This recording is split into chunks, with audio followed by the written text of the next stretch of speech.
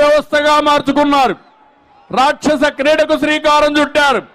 పోలీసులు మౌనం పాటించారు, కొంతమంది సహకరించారు. దానితో వీళ్ళు ఇష్ట ప్రకారం చేశారు. నేను ఒకటే హామీ ఇస్తున్నా, ఇవన్నీ చూశాను, మీరు పడిన బాధలు చూశాను, మీరు ఎదుర్కొన్న కేసులు చూశాను, మీ కుటుంబం చితికిపోయింది చూశాను. నా మనసులో మీరున్నారు. తప్పకుండా ప్రతి ఒక్క కార్యకర్తకు న్యాయం చేసే బాధ్యత నాదని మరొక్కసారి మీ అందరికీ హామీ ఇస్తున్నా.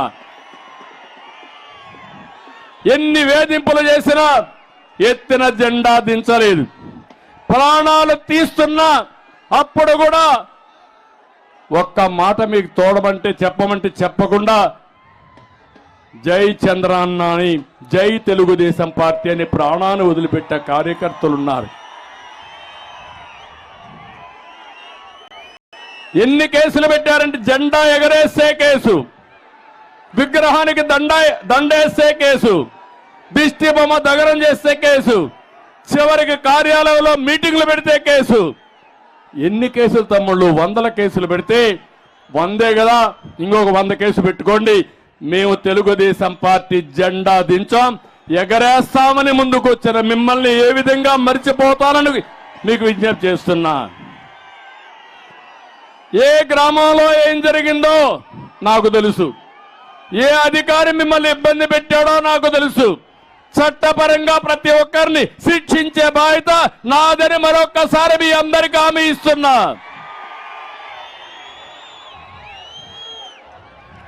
అందుకని ఈ ముఖ్యమంత్రిని నమ్మద్దండి పోలీసులు. ఇప్పటికైనా ఆరో డీజీపీని సవాంగ్ గౌతన్నా అన్నాడు.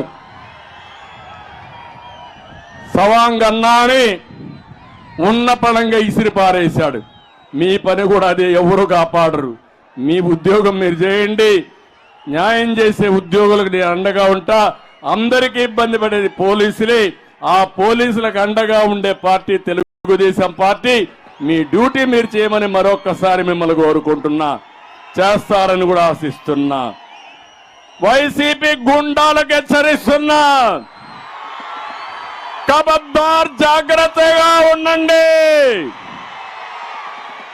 మీ అరాచకాలకు భయపడే పార్టీ కాదు. 2004 తర్వాత చాలా మంది కార్యకర్తలను చంపేస్తే ఆ కార్యకర్తలకి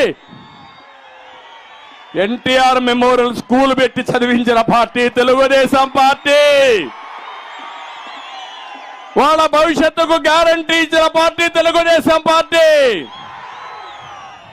ఈరోజు అందుకే చెప్తున్నా, మీ లెక్కలన్నీ కూడా వేసుకుంటున్న వైఎస్ఆర్ కాంగ్రెస్ నాయకులు చిత్రగుప్తుడు మార్గ లెక్కలన్నీ రాస్తున్నా. వడ్డీ చక్ర వడ్డీతో తిరిగి చెల్లిస్తా. ఎవరికి బకాయిలుండవు. ఈ విషయం కూడా గుర్తుపెట్టుకోవాల్సిందిగా వైఎస్ఆర్ కాంగ్రెస్ నాయకుల్ని హెచ్చరిస్తున్నా. తమలో ఈరోజు మీరు చూస్తే ఓడిపోతామనే భయంతో ఈరోజు వీళ్ళంతా చేసే పనులు మీరు చూస్తున్నారు. ఓట్ల దొంగలు పడ్డారు, ఓట్లు మార్చేస్తున్నారు. నేను అందుకే ఇక్కడ చూస్తే మొన్నే తిరుపతిలో చూశారు, ఓట్లు మార్చేసిన ఒక అధికారి గిరీషాన్ని సస్పెండ్ చేశారు కలెక్టర్ గా ఉంటే అన్నమయ్య జిల్లాలో. ఇక్కడే కేశవ్ గారు బాగా ఫైట్ చేశారు ఊరుకొండలో, రెడ్ హ్యాండ్ గా పట్టుకున్నాడు. జడ్పీ సిఇఓని ఈఆర్ఓని సస్పెండ్ చేశారు.